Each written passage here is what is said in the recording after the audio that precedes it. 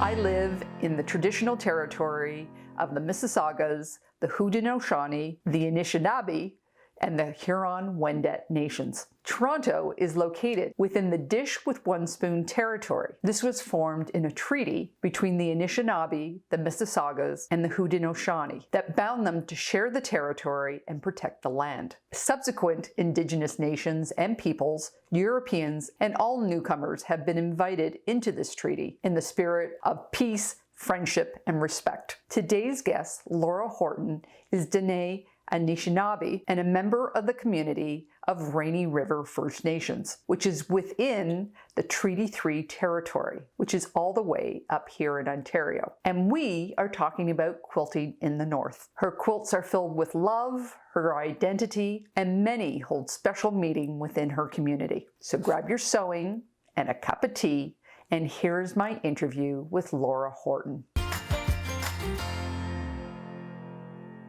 I did some research on you. You're a teacher.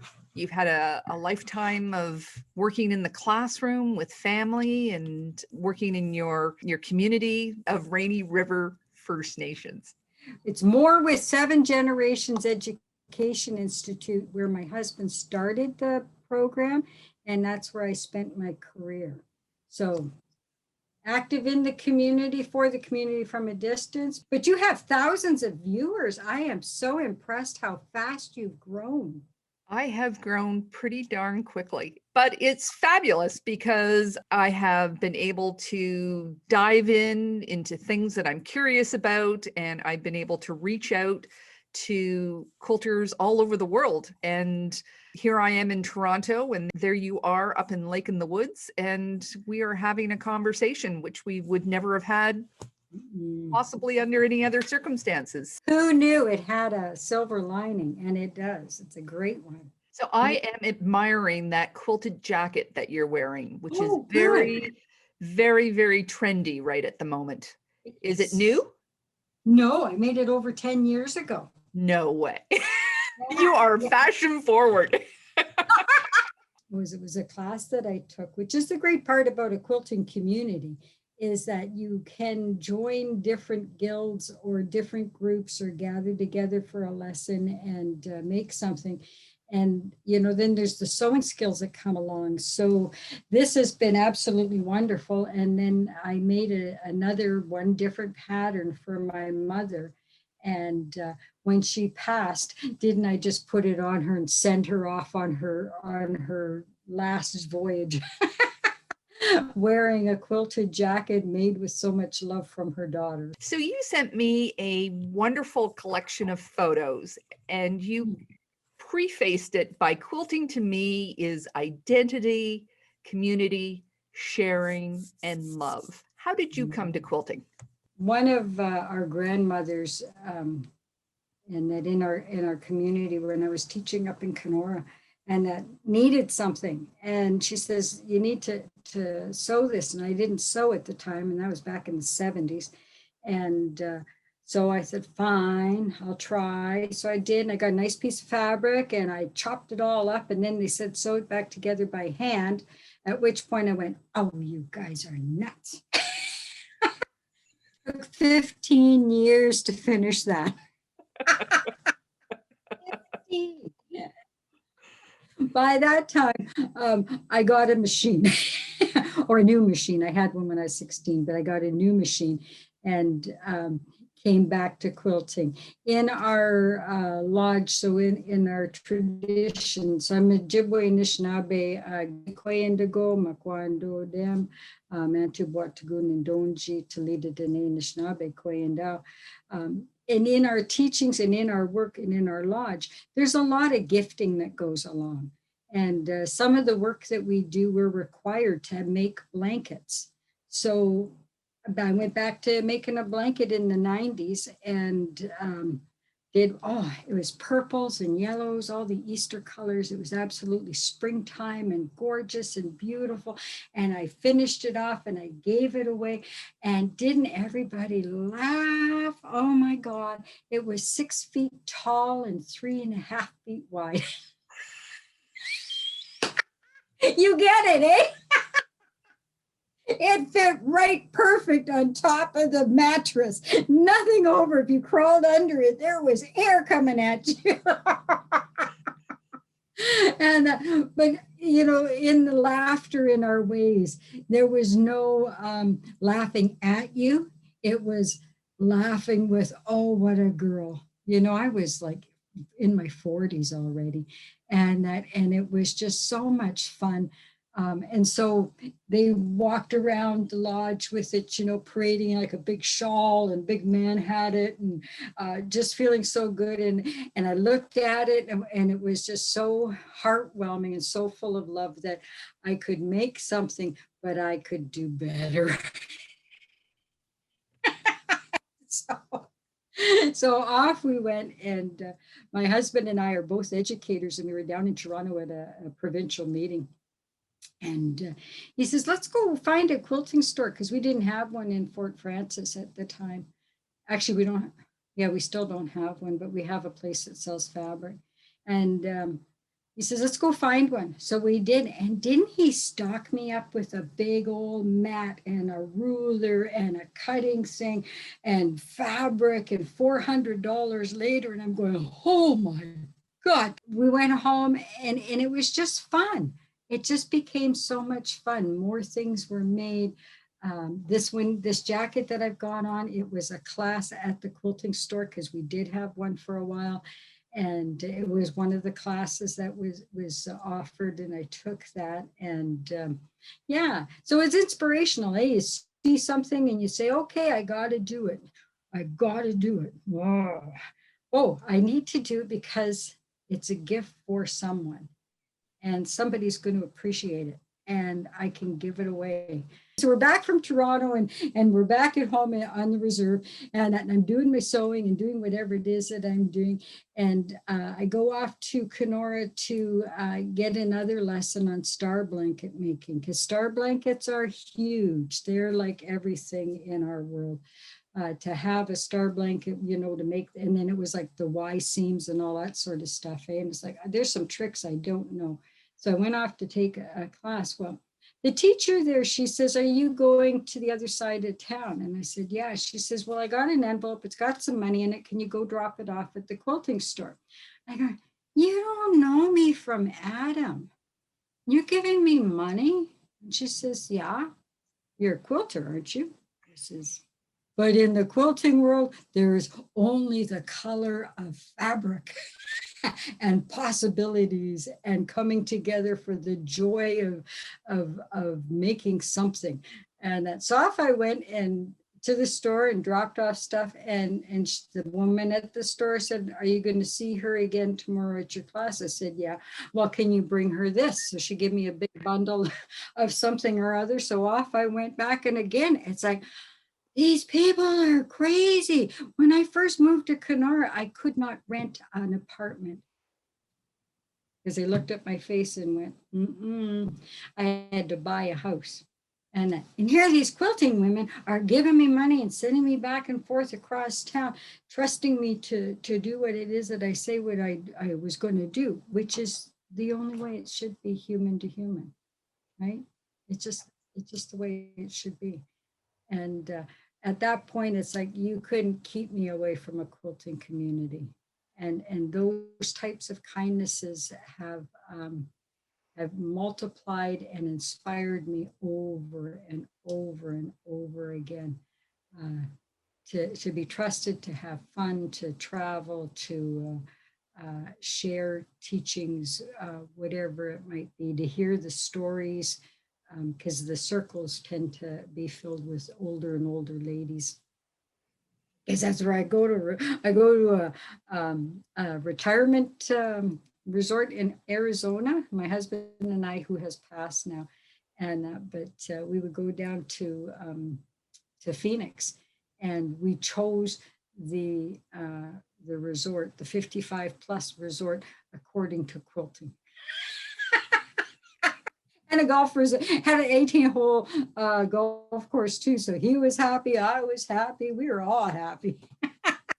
So how can it not be inspirational identity, because that's really what brought it back. It was the grandmothers that needed something. It was the lodge where we gift all the time, and you need to get your hands on things. And that's really the teaching is anybody can go to a store or Value Village or wherever and pick something up and say, here, I give it to you.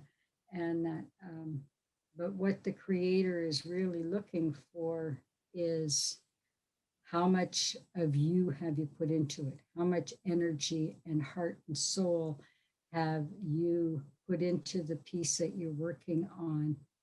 And that can be pain too. It could be a lot of pain and tears and crying. And so then we'll smudge it all up before we gift it, so to make sure there's no pain going on to anybody else. But it's also imagination and so many other things. So love, it's so full of love. So yeah, that's the quilting.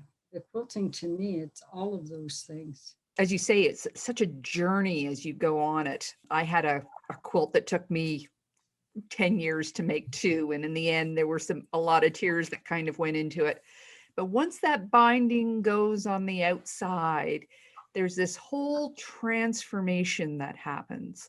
Yeah. And it's a quilt. And as you say, the quilt is filled with love, and that love can be shared. And it's just lovely.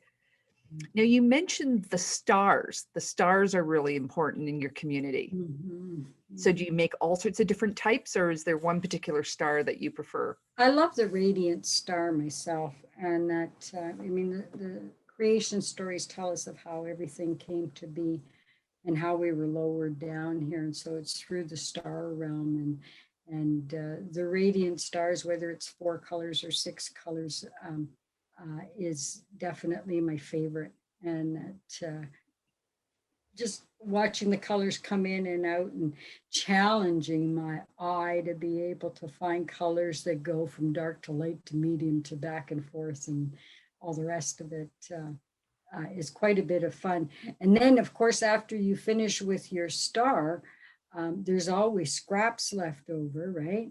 And so then they turn into strip blankets or bags or whatever it might be. So it's just so much fun, just so much fun. So yeah, the stars are pretty incredible. I've tried a few other stars, but I always go back to the radiant, and that, which is, I forget the other name for it. I'm not sure. It's not a mariner star. It is a hunter star, I think it's called. 8 points anyways with 90-degree angles, and then the Y seam with the triangle. Not for beginners, not for beginner star. I still fight with those darn Y seams. So now the newest thing I've seen on YouTube is forget the Y, cut it in half, right? Yeah.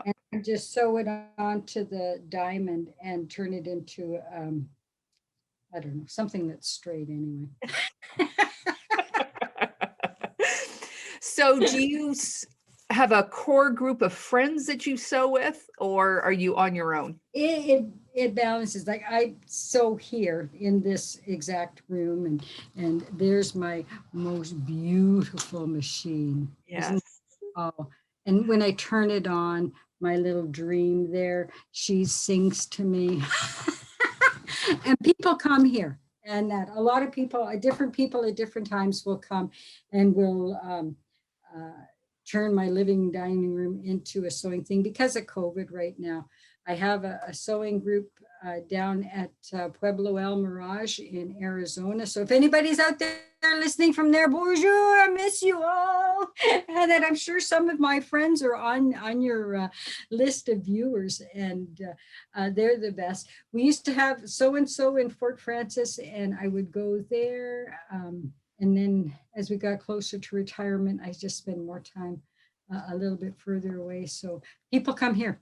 And that's on Sunday, I had one young woman coming, and she did half of a radiant star with water on the bottom part.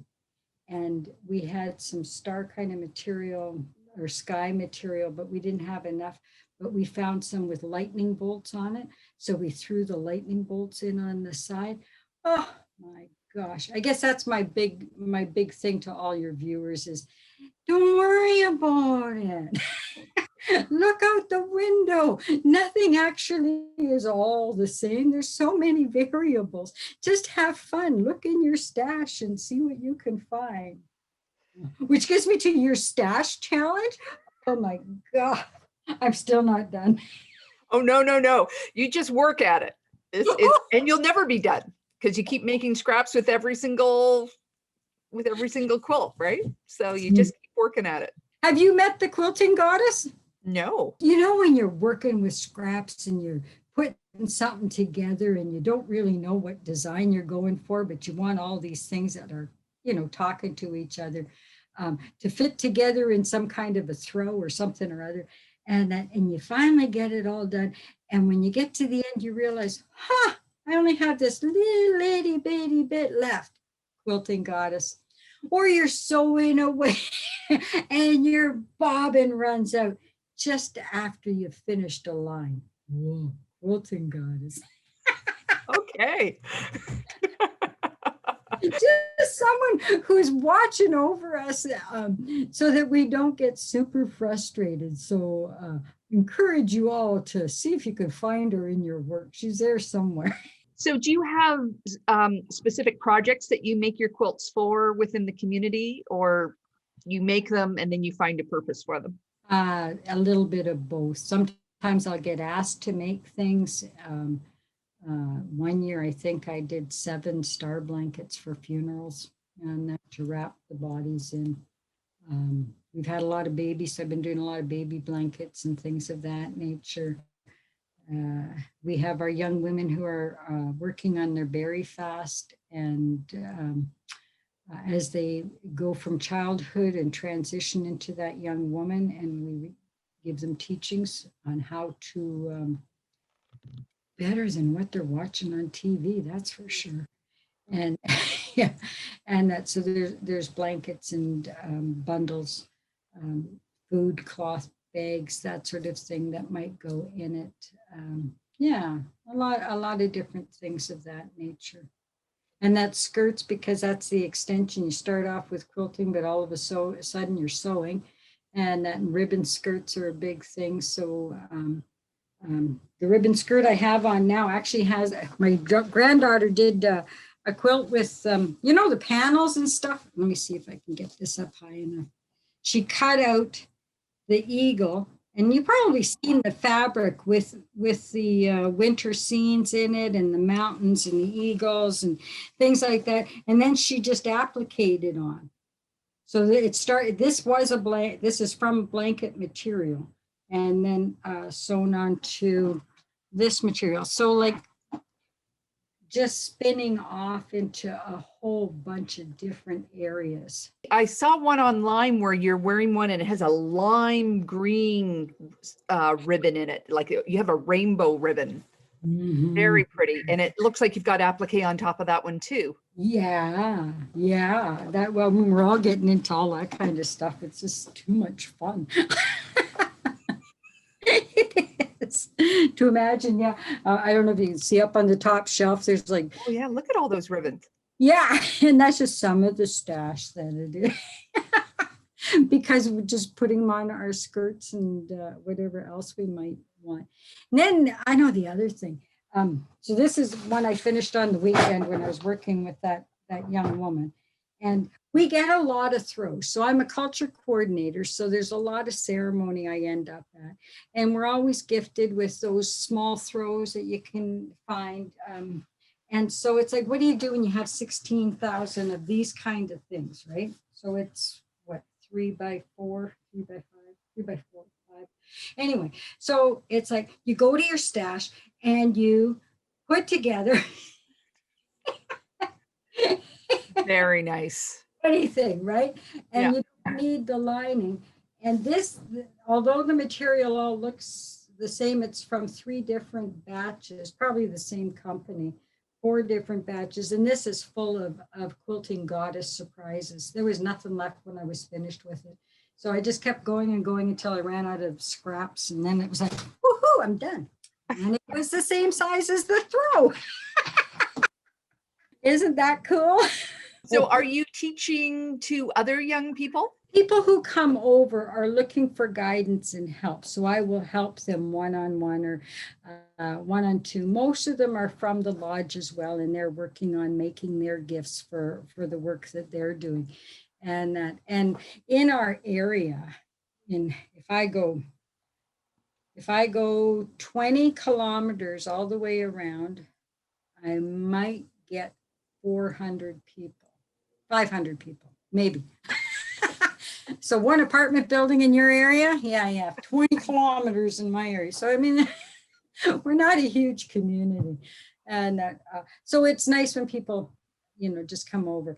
I have taught in the past, go to different communities and taught different projects, star blankets, quilting bags, any of that kind of stuff. You mentioned that you didn't learn to sew until later in life. I learned to sew in home ec in school, but I know that my children and nobody's taught in school anymore. Is that kind of a lost art as well? Like people have to consciously make a decision to come to sewing now? No, I did learn home ec in school, same as you, grade 7, 8, I think it was, we had it.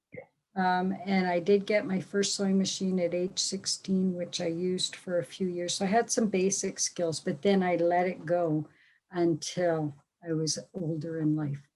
And my granddaughter was at the sewing machine when she was, I don't know, 4. And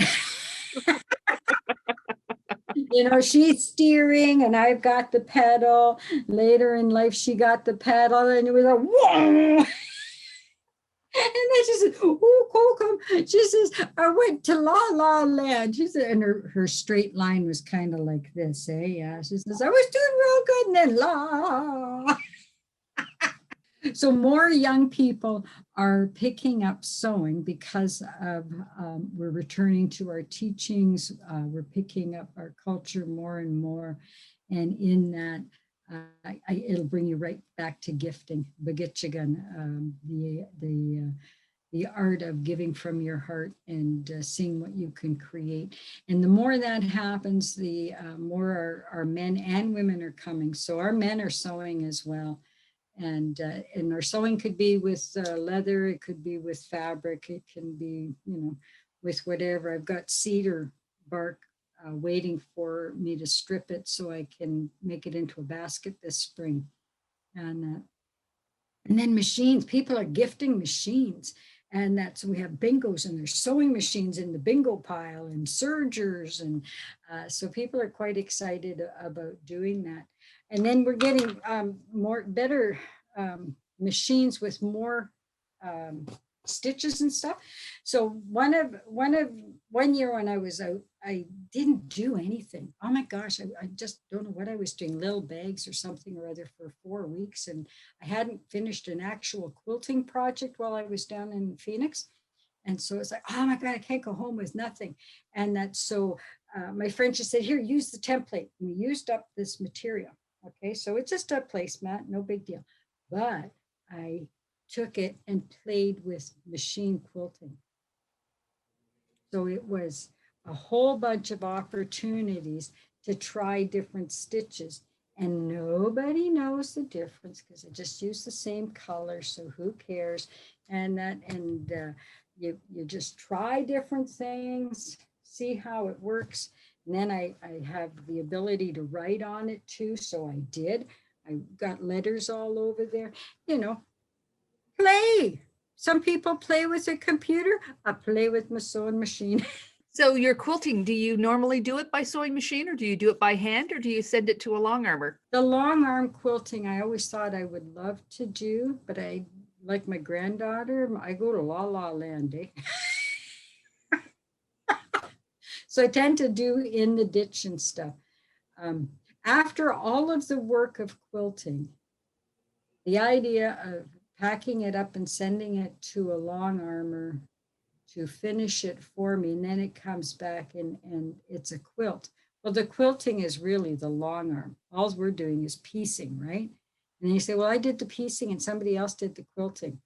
Just didn't fit right with my being. So my quilting is never much, and that, but it will be my quilting.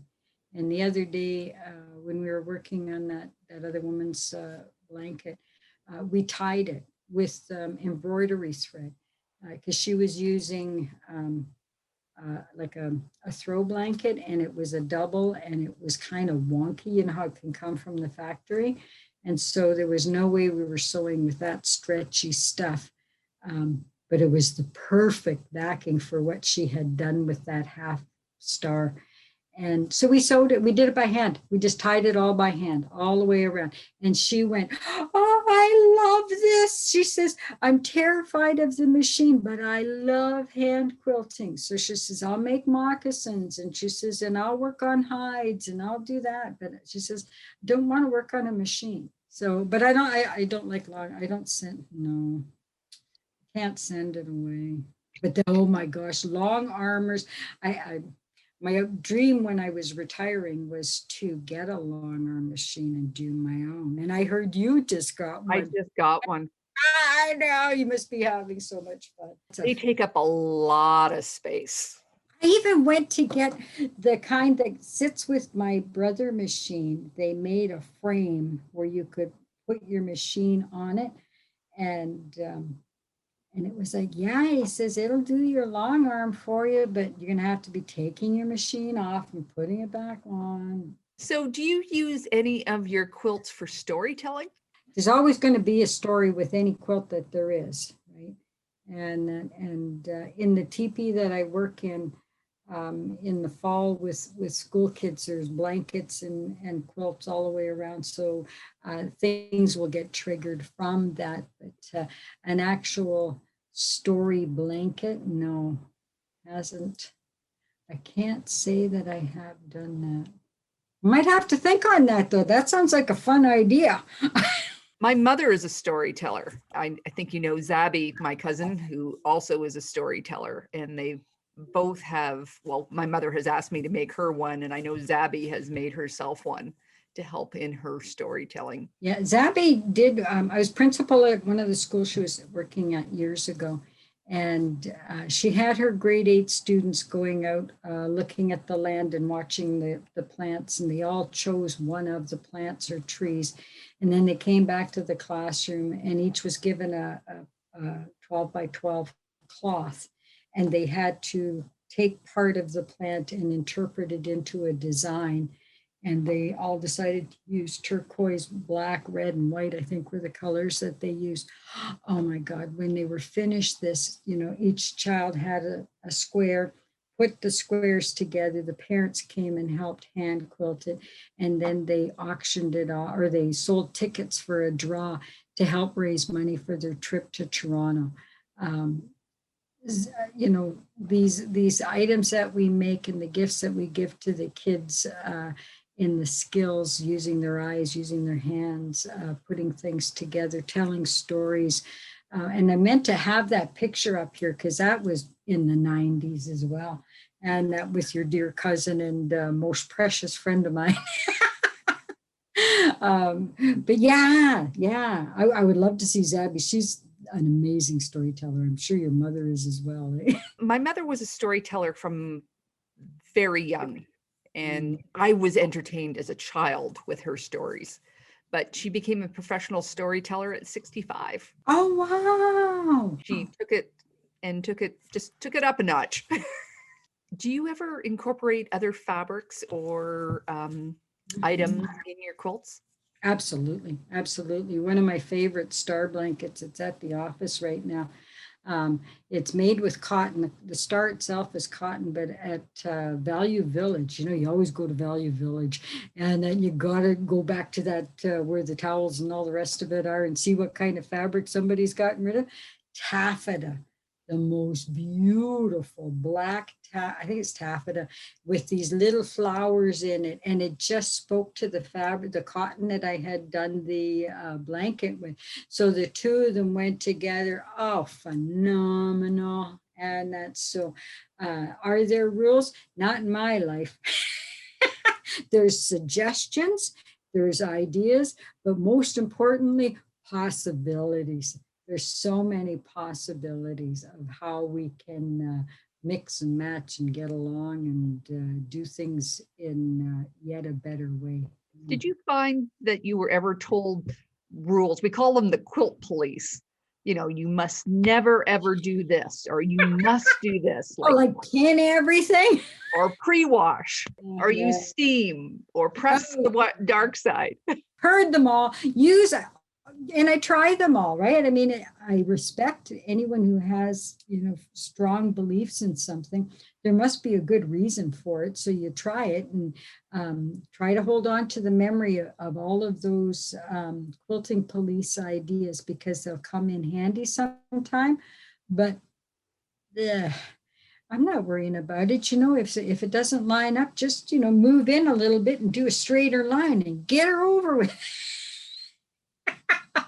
And that one of my friends, one of the reasons we went to that particular 55 plus resort was a quilter met us at the gift store there. And anyways, oh my gosh, grouchy old lady, just like all my kokums.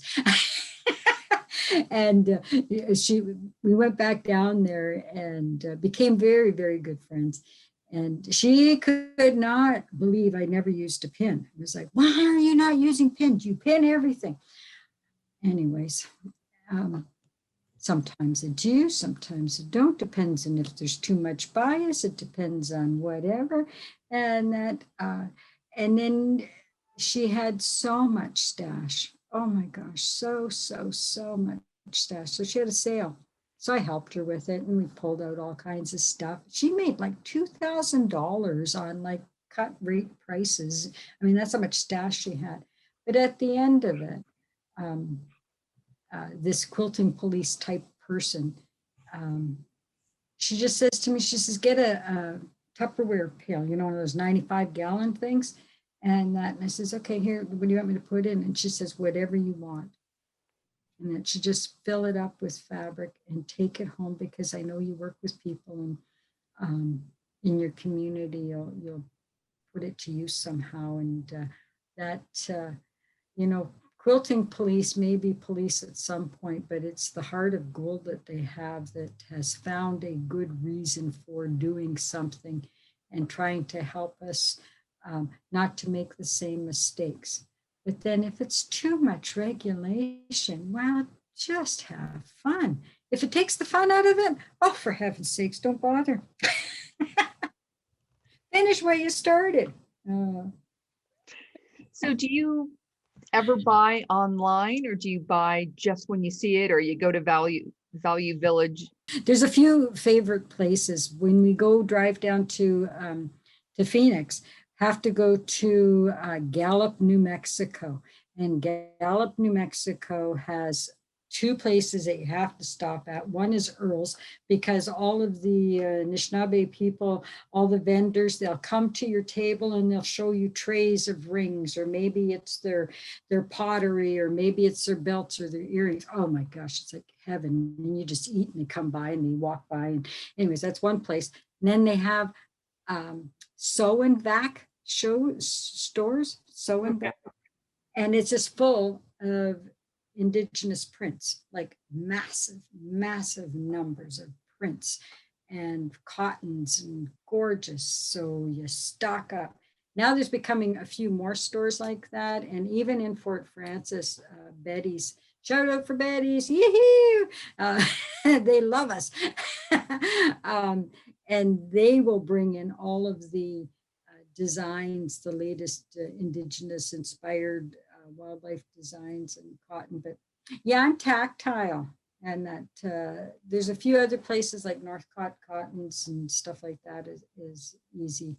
And then now with COVID, thanks to my friend who gave me a good stash to get started, I have built quite a stash myself. So I have drawers and drawers to shop. I know this has been a time to dig all that stuff out and work within what you have.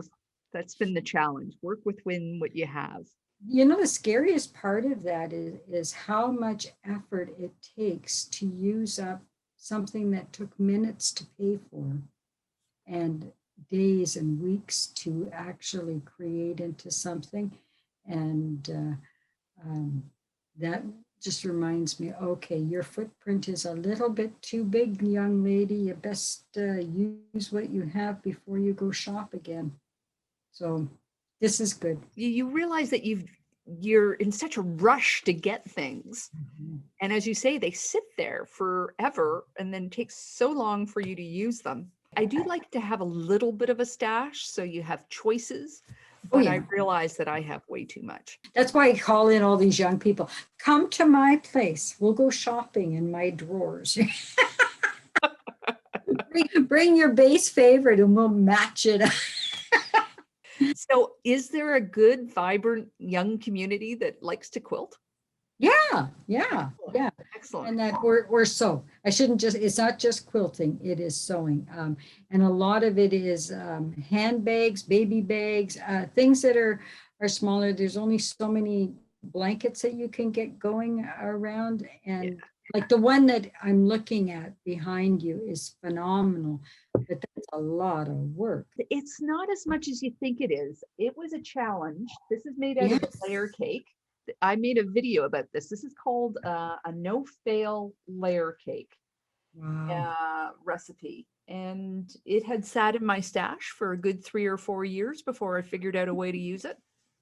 I'm looking at your blue jacket again because it's just, is blue one of your colors? Yeah, blue and red and green. Those are my go-to colors. Yeah. And I cannot believe it's 10 years old. It looks like it's brand new. Well, the thing is, they think these coats are so brand new and trendy, and they don't realize that they've really been around forever and ever. I remember when we were young and Mom said, I used to wear those clothes when I was at your age. And I thought, oh, as if. I mean, that was like really in dinosaur ages. Nobody had good ideas back then, but it does. It just comes around and around. People coming back to sewing, and sergers is another big thing people love using up this way as well, to finish off any of their items in a polished way. And that, but I'm still waiting for someone to get that long arm so that we can go attack their place. But as you say, it's space, eh? Yeah. So who would get it? Who would it fit in yours? No. I do have a place that I had planned on doing it, but somebody's living there now. So at the educational center, do you have space? Oh, well, see, now those places are a little more, you need a little more tender care, right? To see, they're pretty precious investments, and then to have any old buddy coming in and out using them. So I don't know, we'll figure it out eventually. You figure it out. Yeah, one of those challenges for the future. Yeah. Thank you so much for your time. I really appreciate it. It's been lovely getting to know you. And I hope one day we can meet in person. You be well and take care. Have a good day. I hope you've enjoyed my interview with Laura. If you want to learn more about her community and their 8,000 years of history, I'll leave links in the notes below. Next up on Karen's Quilt Circle is Bernina Jeff, and we are talking about sewing machines. You ask me all the time what to look for in a sewing machine, and Bernina Jeff knows the answers. So be sure to subscribe so that you don't miss it. You can also check out the Karen's Quilt Circle playlist for more interviews with great people. It was a long weekend in Ontario, so no video this week. But I'll leave a link to my last 2 videos, Tim-Free Quilting Tools and Jumpstarting an Old Project, in case you missed it. If you like this video, please give it a thumbs up. Don't forget to subscribe and hit that bell beside the subscribe button so that YouTube will notify you when I make new videos. You can also follow me on Facebook, Instagram, and Pinterest at Just Get It Done Quilts, and of course my website, justgetitdonequilts.com. So take care, and I'll see you next time.